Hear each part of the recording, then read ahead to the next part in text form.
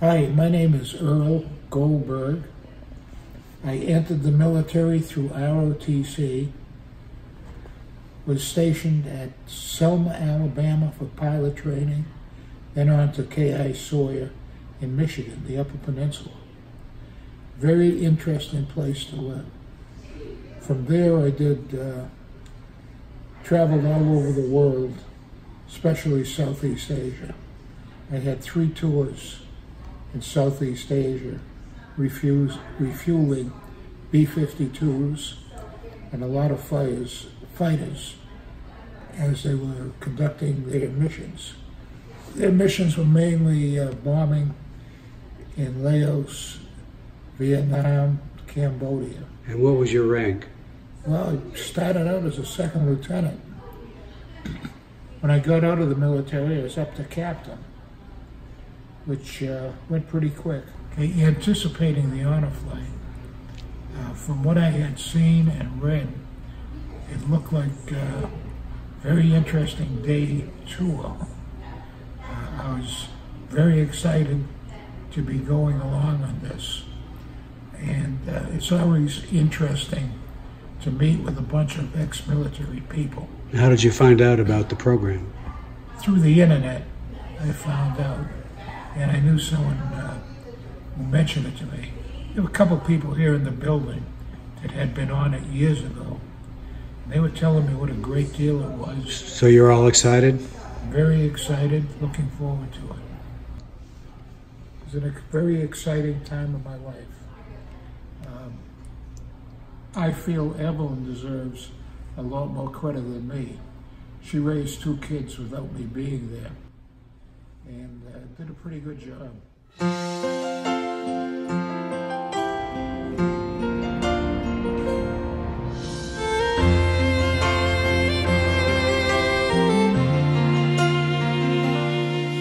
If tomorrow all the things were gone, I'd work for all my life, and I had to start again with just my children and my wife.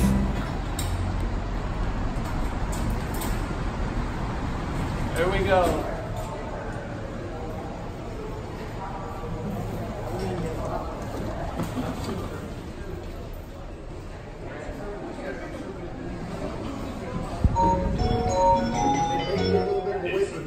Sit down and relax. His iPad, his iPhone, it's in there. I didn't want to take it, but he insisted. Look at that. Take the brake off and pull it back and off. You need this security. Your tip. Morning to you. Good morning, sir. What branch of service were you in? That's too bad. Yeah, that's cool. From the lakes of Minnesota to the hills of Tennessee, across the plains of Texas, from sea to shining sea, from Detroit down to Houston and New York to LA, well, there's pride in every American heart, and it's time we stand and say that I'm proud to be an American, where at least I know I'm free. And I won't forget the men who died, who gave that right to me. And I gladly stand up next to you and defend her still today. 'Cause no doubt I love this. Their country with honor and respect, and they're going to, in this solemn moment, receive our honor and respect. Part of this ceremony will also continue at our first stop at the World War II Memorial, in that the honoree, who you'll see some pictures of in just a moment, will all be meeting at the fountain area of the World War II Memorial. Next to you and defend her still today, 'cause there ain't no doubt I love this land. God bless the USA.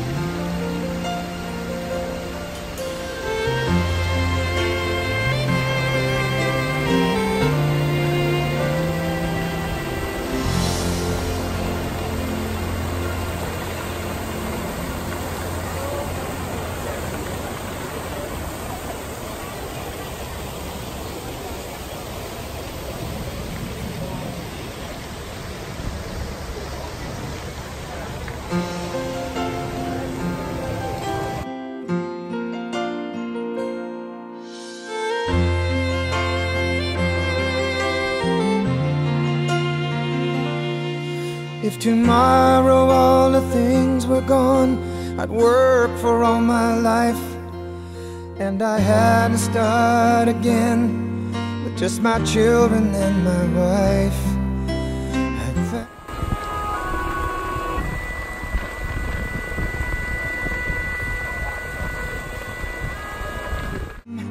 And they can't take that away.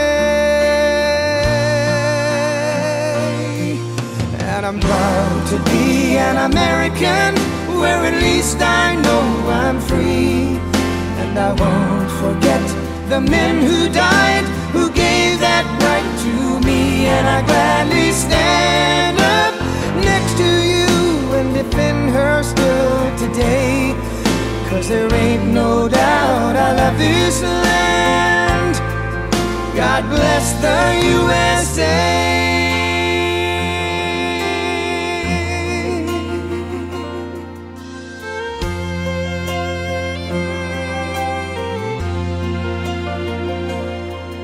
From the lakes of Minnesota to the hills of Tennessee, across the plains.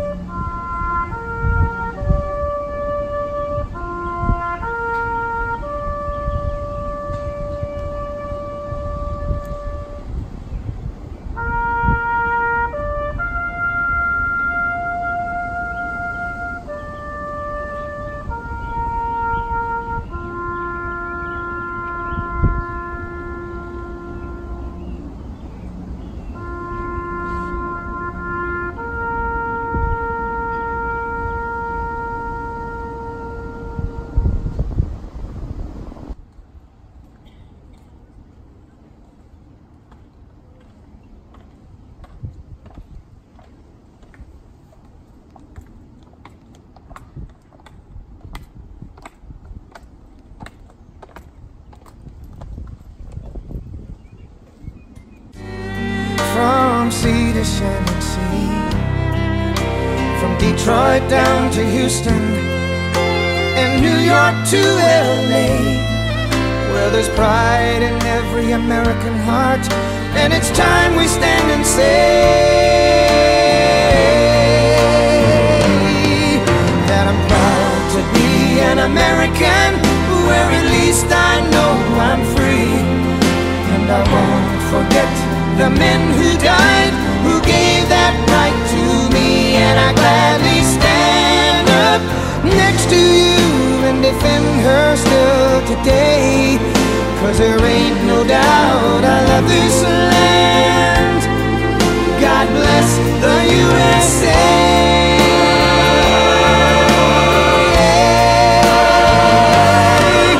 But I'm proud to be an American, where at least I know I'm free. And I won't forget the men who died, who gave that right to me.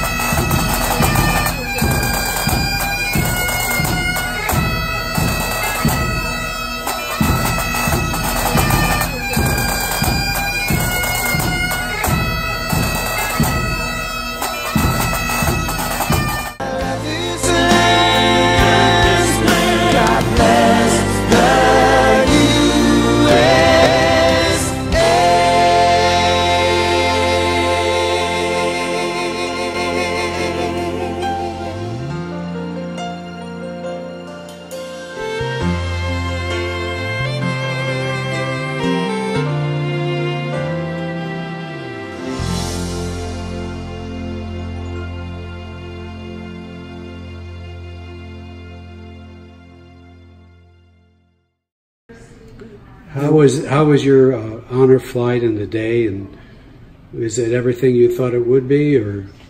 Well, it started very early, but it was extremely well organized. They timed everything and they worked it into the schedule.